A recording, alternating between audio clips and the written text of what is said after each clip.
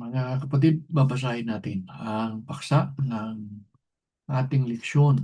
Pinagbabawal ng Diyos sa mga kaanib sa Iglesia ni Cristo na mag-asawa sa hindi kapanampalataya.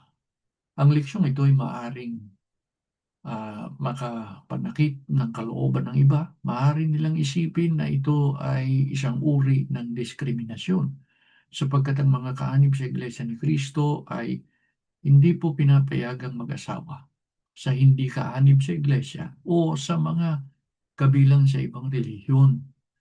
Ito po ang dahilan kung bakit tayo ay pinapayuhan na iwasan ang mga romantikong relasyon sa mga may ibang pananampalataya o subukang akayin o i-convert mula sila na buong pusong yakapin ang ating tunay na pananampalataya.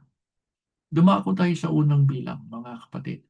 Sino ang nagbawal sa mga kaanib sa Iglesia ni Cristo na mag-asawa sa hindi kapanampalataya? Ang sagot, ipinagbawal ng Diyos sa mga anak niya na makipamatok o mag-asawa sa hindi sumasampalataya. Hindi maaaring magsama ang katwiran at kalikuan, ang kaliwanagan at kadiliman, si Kristo at si Satanas. Sa kasunod na bilang, kailan pa ipinagbawal ng Diyos sa mga anak niya na mag-asawa sa hindi kapanampalataya o sa hindi kabilang sa bayan niya? Ang sagot, pinagbawal ng Diyos sa mga anak niya mula pa noong unang panahon na makipag-asawa o makipagtipan sa mga hindi kabilang sa bayan niya. Kaya dapat malaman po ng lahat na ang Diyos mismo ang nagbawal sa mga anak niya na mag-asawa sa hindi kabilang sa bayan niya mula pa noong unang panahon. Sa ikatlong bilang, ano ang itinagubili ng Diyos sa mga magulang upang maingatan ang pananampalataya ng kanilang mga anak? Tinagubili na ng Diyos ang mga magulang na huwag nilang bigyan ng pahintulot ang kanilang mga anak na mag-asawa sa hindi kabilang sa bayan niya. Kaya tatandaan ninyo mga kapatid mula pa ng una, bawal na yan ng Diyos. Sa ikaapat na bilang, bakit buong higpit na ipinagbabawal ng Diyos sa kanyang mga anak na mag-asawa sa mga hindi kabilang sa bayan niya? Anong dahilan? Basahin natin ang sagot. Ihihiwalay nila ang mga anak ng Diyos sa pagsunod sa Kanya o sa wastong paraan ng paglilingkod sa Kanya. Sa gayon, mag-aalab ang galit ng Panginoon laban sa kanila at parurusahan sila. Mga kapatid, bawal ng Diyos sa Kanyang mga anak sa bahay. Hindi yung mag-discriminate, hindi po, kundi upang maingatan sila na hindi maimpluwensyahan o mahikayat ng maling paraan ng paglilingkod at pagsamba sa Diyos. Gustuhin man ng tao o hindi, may inilagda ang Diyos na mga batas at tuntunin sa pagsasagawa ng tunay o marapat na pagsamba sa Kanya. Ang mga yun ang dapat na ingatan at sundin. Kapag hindi nasunod ang mga yun, mawawala ng kabuluhan ang paglilingkod at pagsamba ng tao sa Diyos. Gaya po ng nakasulat sa Mateo 15:9 na nagsasaad, datapwat walang kabuluhan ang pagsamba nila sa akin na nagtuturo ng kanilang pinakaaral ang mga utos ng mga tao. Sa ikalimang bilang na po tayo. Bakit tiyak? na mag-aalab ang galit ng Diyos at parurusahan niyang mga lingkod niyang mag-aasawa sa hindi kapanampalataya. Ang sagot, isang malaking kasalanan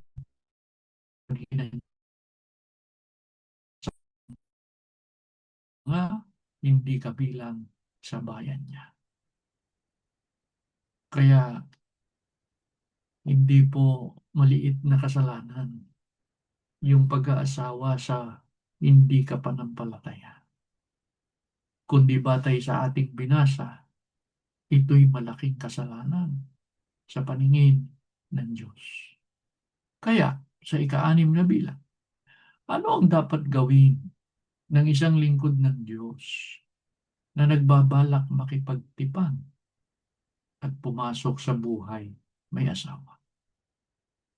Ang sagot, ang manalangin upang humingi ng paggabay ng Diyos, sapagkat ayon sa Biblia, bahay at mga kayamanan ay minamana sa mga magulang, ngunit ang mabait na asawa ay galing sa Panginoon. Mga kapatid, pinagbabawal ng Diyos sa kanyang mga anak na mag-asawa sa mga hindi kabilang sa bayan niya, sapagkat yun ay malaking kasalanan. Ipinagbabawal din niya ang pakikipagtipan sa kanila. Kaya nga ang mga Kristiyano o mga kaanib sa iglesia ni Kristo na binata o dalaga at nasa wastong gulang na upang mag-asawa ay laging pinaaalalahanan na huwag iibig, huwag makikipagtipan sa hindi kapanampalataya o sa taga-sanlibutan. Tandaan natin, mga kapatid, na ang pakikipagtipan ay hakbang patungo sa pag-asa.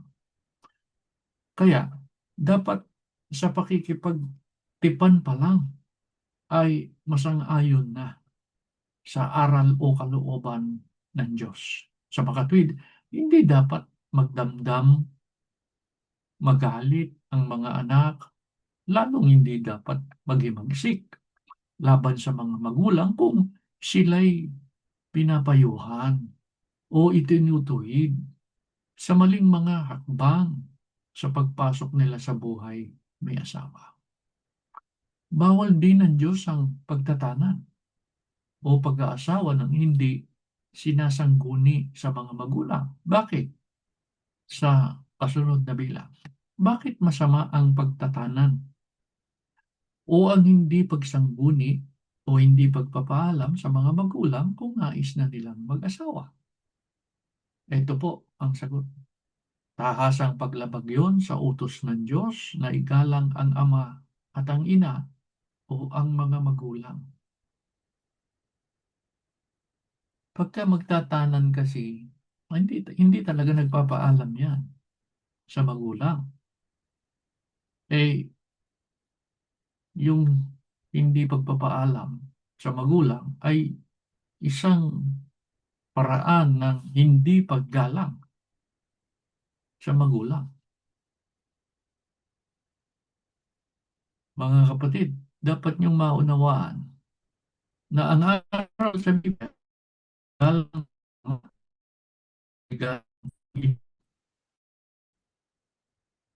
yung hindi pagpapaalam, hindi po yun paggalang.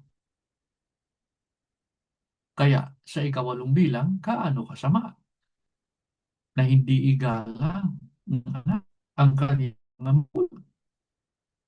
Nag-asawa ka, nagsabi, nag-anak kayo, nag-elope. Ang sagot, basahin natin. Ang lumapastangan sa mga magulang ay tiyak na tatanggap ng mabigat na rusa. Ano yung parusa? Walang pagsalang mamamatay. Ang kamatayang tinutukoy dyan ay ang ikalawang kamatayan sa dagat-dagatang apoy at asupre. Ngayon, maaaring sinasabi ng iba na hindi na nila maisasakripisyo o matatalikuran ng kanilang pag-ibig sa kanilang katipang taga-sanlibutan. Mahal ko na eh. Iniibig ko na siya. Hindi ko na matatalikuran yun. Baka yan ang kinakatwiran ng iba. Kaya, mag-aasawa na lang o makikipag-asawa na lang ako sa kanila. Ano man ang kahihinatnan, ay gaano po kasama yun. Sa ikasyam na bilang, ano ang tiyak na mawawala sa atin kapag higit nating pinahalagahan, higit nating inibig ang sanlibutan at sa mga bagay na nasa sanlibutan? Ang sagot, mawawala sa atin ang pag-ibig ng Ama. Yun pa naman ang pinakamahalaga, ang pag-ibig ng Diyos. Ano ba ang pag-ibig ng Diyos? Buhay ka at malakas. Ano ang pag-ibig ng Diyos? Pinagkakaloob niya ang ating pangangailangan. Ano ang pag-ibig ng Diyos? Kung nagkukulang man tayo, nagkakasala, pinagkakaloob pa rin niya ang ating pangangailangan sapagkat mahal niya tayo. Ano ang pag-ibig ng Diyos? Ipinahihintulot niya tayo makapagpatuloy sa pagsamba at marami pa siyang kabutihan sa atin. Bunga ng kanyang pag-ibig. Pagka higit natin sa lipunan, mawawala sa atin ang pag-ibig ng Diyos. Mga kapatid, normal lang sa tao ang umibig, mag-asawa, walang masama doon. Subalit, huwag tayong mamamali ng akbang. Dapat sundin ng mga anak ng Diyos ang tamang paraan na itinuturo ng Biblia pagpasok sa buhay may asawa. Mula pa sa panliligaw o papaligaw, sa pakikipagtipan, pakikipagrelasyon, hanggang sa pag-aasawa, dapat sundin ng mga anak ng Diyos ang mga kautusan at mga tuntunin ng Diyos sa pag-aasawa. Higit sa lahat ay manalangin upang hingin ang tulong at paggabay ng Diyos sa kanilang buhay may asawa. Pag-aaral po natin sa susunod ang utos ng Diyos na ipamahagi ang ating pananampalataya sa ating kapwa. Mga kapatid, bago tayo manalangin, babasahin natin muli ang paksa ng ating leksyon. Ipinagbabawal ng Diyos sa mga kaanib sa iglesia ni Kristo na mag-asawa sa hindi kapanampalataya. Tumayo po kayo, tayo mananalangin. Panginoon po namin Diyos, salamat po ng maraming marami sa iyo na ipagpapatuloy namin ipahayag ang mga katotohanan po na pangunahing sinasampalatayanan sa loob po ng iyong iglesia. Nawa po ang mga aral na ito manatiling nakatanim sa aming puso, sa aming isip. Patuloy naming sinasampalatayanan at higit sa lahat ay aming ibinubuhay. Sa ganitong paraan, lalo kaming mapapalapit sa iyo, sa iyong pagmamalasakit, higit sa lahat, sa iyong mga pangako. Ama, salamat po. Ginagamit mo ang mga pagsamba para kami patuloy na magabayan. Makarating kami sa kaligtasan. Pagpalain mong muli ang sambahayan ng mga lingkod mo. Ikaw po ang maghari sa aming buhay. Magliwanag sa aming tahanan ang iyong mga salita upang mabuhay kami sa kabanalan sa tuwi na ikaw ang napapapurihan. Amang Diyos, sumasampalataya kami. Patuloy mong ipagkakaloob sa aming mga kapatid ang pangangailangan nila sa araw-araw upang payapa na makapaglingkod sa iyo. Ano man ang aming pagkukulang, ipatawad mo po sa amin. Sa ngalan ni Jesus na aming tagapagligtas. Amen.